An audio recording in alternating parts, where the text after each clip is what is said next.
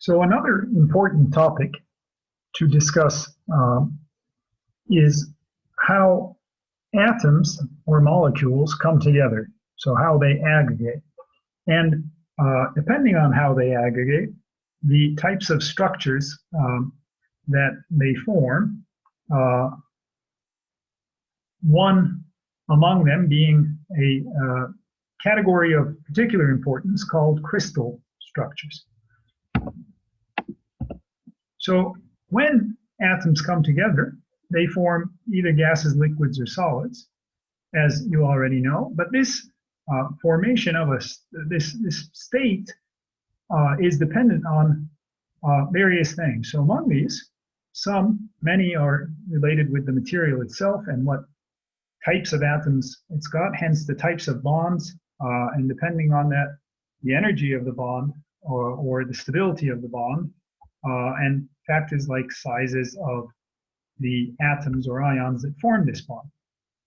Then some external conditions, some environmental conditions, such as temperature and pressure, which influence the state that a material can be in. So some materials can be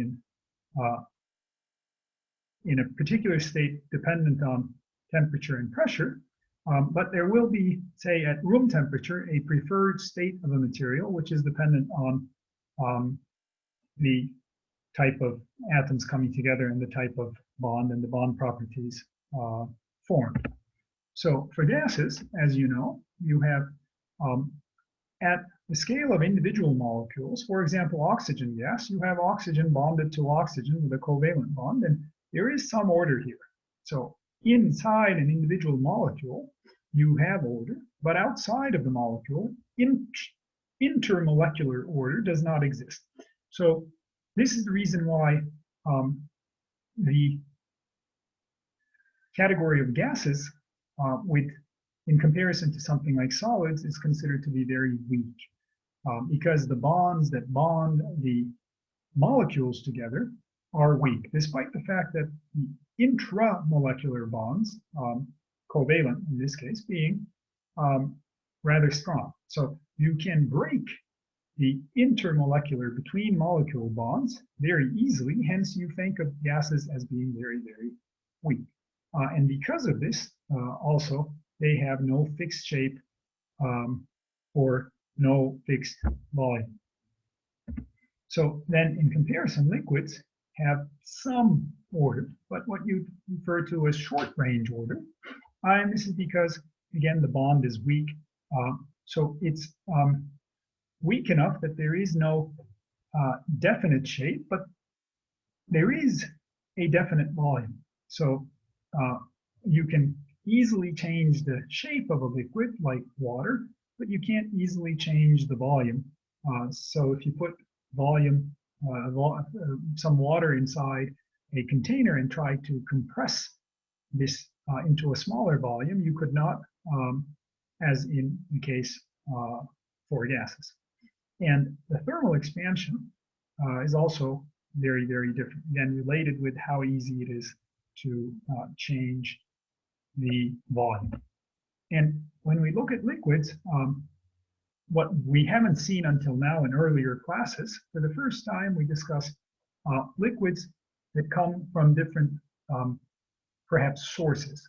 So there are liquids that are referred to as those coming from crystalline solids. Now, we haven't yet defined what a crystal is or what a crystalline solid is, and we will do so in a few slides, but bear with me. So liquids from crystalline solids and liquids derived from what are called amorphous solids. So there are two different categories of solids to be described in some slides that, when turned into a liquid, form liquids, but there's a need to distinguish between the type or the source. So the major difference between these two liquid types, the way to identify what kind of liquid you have at hand, is the existence or absence of a melting point. So when you have a liquid derived from a crystalline solid, these tend to have definite melting points. Now, the idea is if you have, for example, water, water has as its solid ice, and you know ice has certain shapes, certain geometrical shapes that you've heard of up to now. So ice is what is referred to as a crystalline solid, and when liquefied, it becomes a liquid from a crystalline solid. And the transition from solid to liquid happens at a particular temperature, in the case of water at 0 degrees centigrade, rather than over a range of temperatures. And this is because it's got a definite melting point during which the transition from solid to liquid takes place, because the bonds in the structure are all the same and all require the same amount of energy to break. Hence, they all have the same, they all break down at the same temperature. So you supply energy to your ice, and all of the atoms in the system receive energy in the form of heat energy. And when a certain amount of energy is reached in these bonds, they all respond similarly or identically to this increase of energy, and they all melt, or they all become long enough, the bonds, to be defined as a liquid at the same time, rather than over a large range of temperature. Now, the difference, we don't dwell on that here, but the difference is that if you had an example of a liquid derived from a so-called amorphous solid, as in the case of liquid glass on the right-hand side, or molten glass on the right-hand side image, this liquid is a liquid. However, the transition from the solid glass to the liquid glass is not well defined. So if you were to take easy to deform glass, and if you were to cool it, decrease the temperature, eventually its atoms would, or gradually its atoms would get closer and closer and closer to each other until they would behave like they would be close enough that the overall structure would behave like a solid. But the trouble is there would be no very well-defined temperature at which this suddenly happens. However, in the case of molten metal, for example, when you melt iron, solid iron, it would, at a certain temperature, suddenly start melting. It would not melt at over a range of temperatures, but all of the melting would happen at the same time. So these two are examples. Now, because we say these liquids come from different types of solids, now we can define solids according to how regular or irregular their atoms or ions are arranged. So in crystalline solids, the atoms are repeated or arranged in a repeating fashion. Periodic means repeating. It's basically the same as repeating. Over a large range or a large distance. So when you take an atom, when you look at a piece of a crystalline solid, such as an iron sample, the distance between one atom and its neighbor is going to be the same as the distance between another atom and its neighbor, in a simplified way. So there's going to be a pattern that you can see repeating in 3 dimensions, a geometrical repeating pattern. Whereas if you look at an amorphous solid, the distance between a chosen atom pair and a different atom pair is not necessarily going to be, they will be similar, but they won't be, they won't necessarily be exactly the same. Whereas in a crystalline solid, neighboring atoms will have very fixed distances. They can't have random distances that are very different than the separation between a different chosen pair of atoms, for example. So when a crystalline liquid, like water, is solidified, the atoms position themselves in a particular repetitive pattern in 3 dimensions to obtain a certain geometry. And the atoms are bonded to their neighboring atoms according to a certain rule. So each atom, if given enough time, tries to find the ideal, here ideal meaning energetically stable, preferable, so low energy, stable, as close as possible physically to the neighbors. Each atom tries to find this position with respect to its neighbors, meaning if the ideal situation is that the bond between 2 atoms is a particular distance, which corresponds to the energy trough, the bond actually finds that distance, vibrates, the atoms move until they find that distance, and then they form the bond. Now, this, however, takes some time. So to form a geometry in 3 dimensions with distances being exact to the nanometer, the atoms have to be able to find each other. So you need to be physically stirring your liquid and mixing so that all atoms find their particular neighbors. And you also have to give the system time to do so. Now, if, however, you solidify, meaning you decrease temperature very, very rapidly, then the atoms are not able to either find their preferred neighbors. So if you think of the example of sodium chloride from the previous slides, a sodium ion isn't able to find the chloride ion partner it's looking for, which might cause a problem, or maybe more so, the correct atoms are within are in the surroundings of the atom, but the distances between the atoms are not ideal. So the bond forms between the atoms, but the bond does not have the ideal length that it would have had if the speed of solidification were low. So fast solidification and slow solidification gives different solids.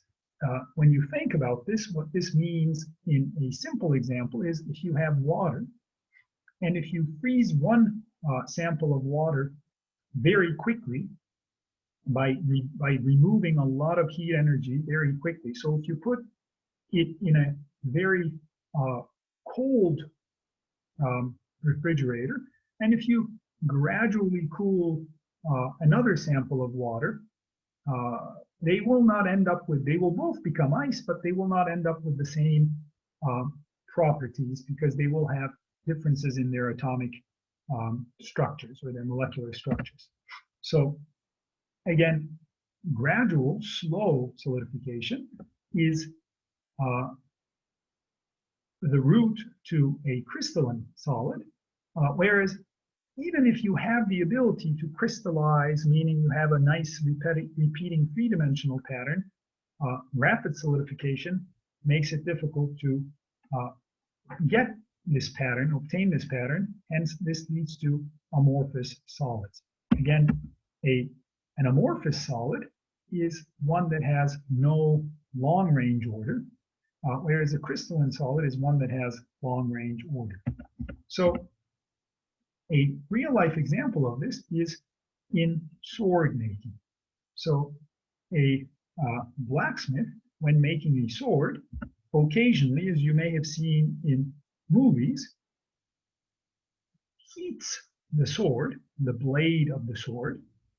So this portion, the metal portion, is heated over a fire, and the sword is quickly put inside a container full of water. The process of putting a heated sample or a heated piece of metal in water to rapidly cool it is called quenching.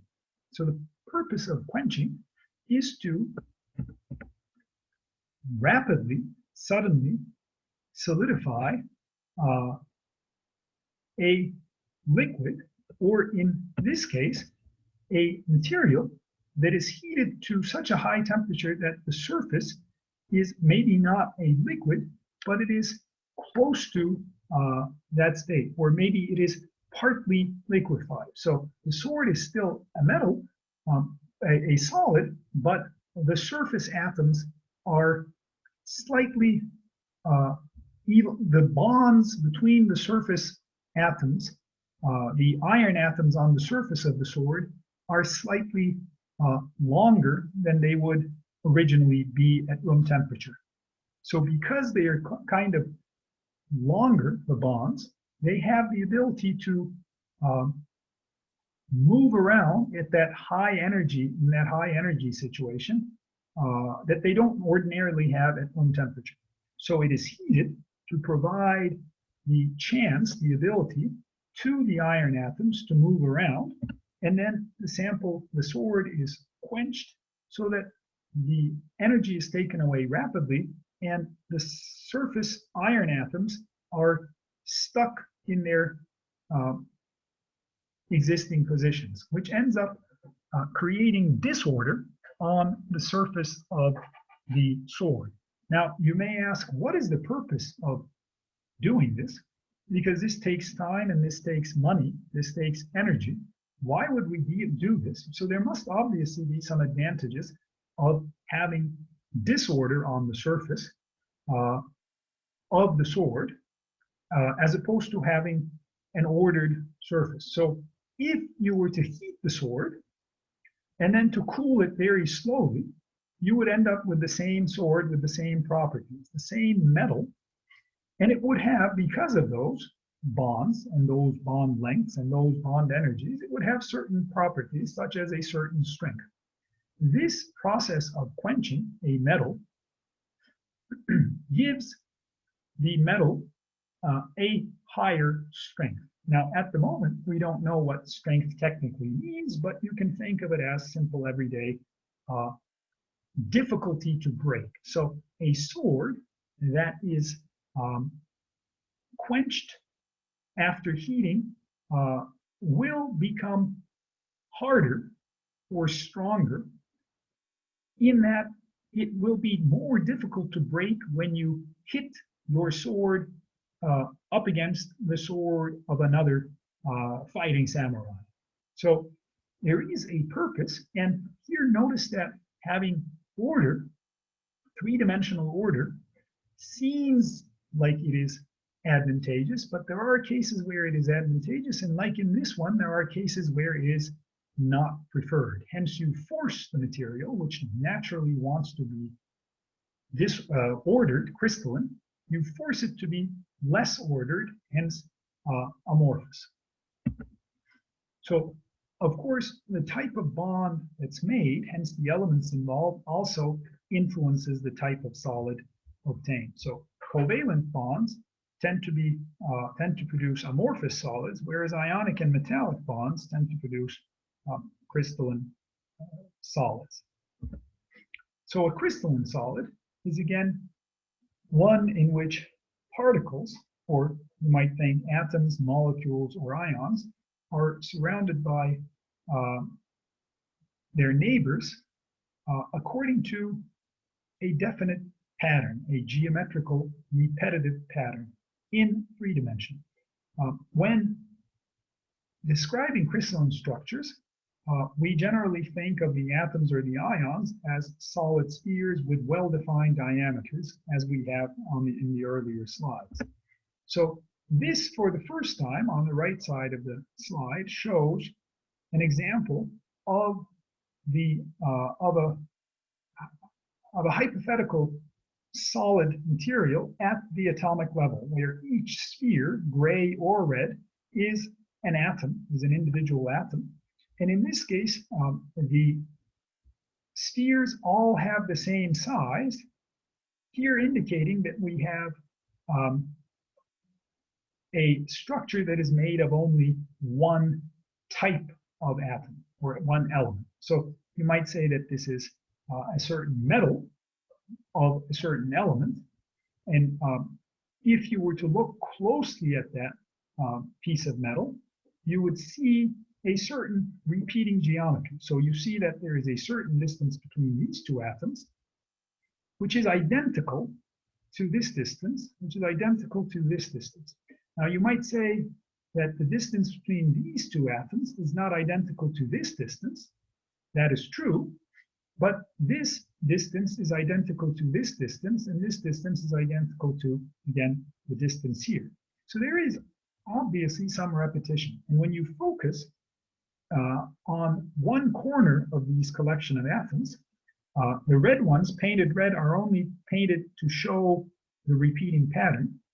You see that you could take a cube, in this case, with corners in this atom, at the center of this atom, the center of this atom here, and this atom here at the top, and this, and this atom, and an atom not shown because it's behind other atoms on the bottom face. So then,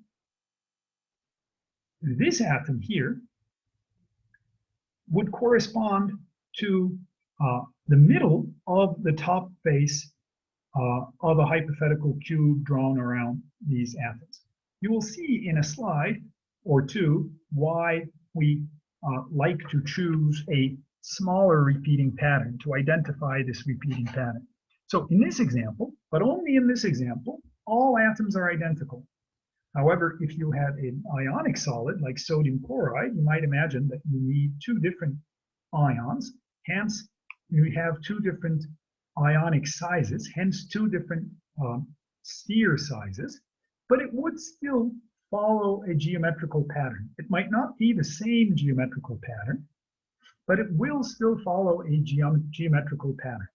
And with crystalline structures, we use the term lattice to define positions, and a space lattice is the term that discusses or that refers to the three-dimensional arrays of points coinciding with atom positions or atom centers, you might think, in space. So this point here, this point here, this point here, this point here, in all three perpendicular dimensions, define the space lattice. So in a solid, let's go ahead and stop this. So in a solid that is a crystalline, the smallest repeating unit, the smallest repeating portion, is what is referred to as a unit cell. So a space lattice, the three-dimensional structure, is formed by packing, by putting together unit cells. So in this example here, you start with, sorry about that. Okay, we start with this unit cell, and here it might not make very much sense at the moment why we start with this. But instead of, as done in the previous slide, looking at a collection of the gray spheres representing atoms and trying to identify the repeating pattern, here we start with the repeating pattern, which is the unit cell. And by putting together unit cells, packing them face to face, meaning putting one unit cell next to the other or on top of the original, the first unit cell, and to the left and to the right and below and behind, etc., we eventually see that the addition of the first unit cell starts forming larger fractions of atoms and giving it some more time to grow.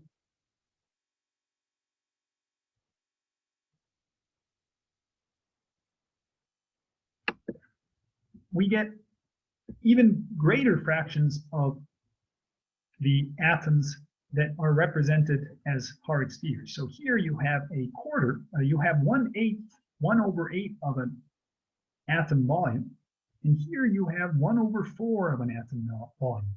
Here, this half sphere is exactly 1/2 of an atom. You might imagine that the unit cells that come on the top row will complete the other half of this atom, of this half sphere, or of this half sphere, and you will end up with a collection of spheres that have a certain pattern. So let's allow for that to happen. And this completes for the collection of partial spheres here and here and here in near the middle of the collection of pink spheres or partial spheres. You see that you have finally all 1/8 of the spheres that have come together to complete one whole atom. And the idea is that because each corner of the unit cell cube that we started with represents 1/8 spheres, or 1/8 atoms, a collection of 8 unit cells is needed for this sphere to complete. So this is the first unit cell, this is the next unit cell, this is the other unit cell, and this is the other unit cell. And you have 1, 2, 3, 4 in the back. So when you have a collection of 8 unit cells touching each other, all at only one point, which is the center of this collection of partial spheres, you end up with one whole atom there. And this is the reason why we start with this as the smallest repeating unit. You could have said, you could have started with the larger collection of actual spheres and try to identify the smallest repeating unit, and you would have still obtained that this is the smallest repeating unit. Now you might say, you might ask, why is this not the smallest repeating unit? And the answer is, you could put another one of these on top of it and to the right of it, etc., and obtain the same structure, but it would not be the smallest repeating unit. So 2 unit cells put together still does the same job, but it's not the smallest repeating unit. However, if you were to try to get a smaller structure, a collection of partial spheres, to draw in 3 dimensions the large scale structure, you would not be able to do so with something that is smaller than this structure. So this is you could go ahead and try to find a different unit cell, but you would not be able to. Now, the possible structures, the so-called crystalline structures, meaning the 3-dimensional geometries that you can get that define all crystalline materials, depend on 2 main factors. So, or can be described using 2 ideas. So one is the so-called crystal system, and the other one is what's called a unit cell configuration. So there are, as we will see in the next slide, different crystal systems, 7 different ones, and there are 4 different configurations that you can have 4 atoms inside a unit cell. And a combination of these, the different combinations of these give you the different types of structures that you are able to obtain in a crystalline solid.